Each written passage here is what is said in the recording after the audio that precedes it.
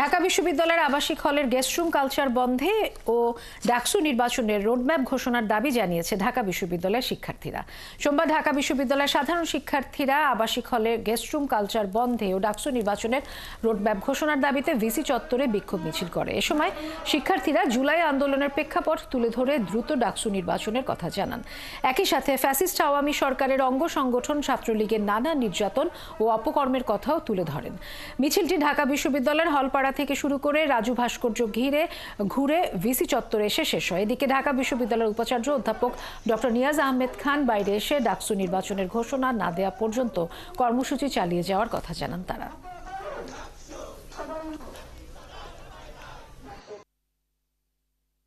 আমরা শুনতে পাচ্ছি কোন প্রশাসনিক কর্মকর্তার নাম বলবো না, তারা ডাকসু নির্বাচন পিছিয়ে কল কাঠিন আছে। ডাকসু হচ্ছে আমাদের অধিকার, এটা আমাদের দাবি নয়, এটা আমাদের অধিকার। আজকে নতুন স্বাধীনতার পরে এগুলো মাস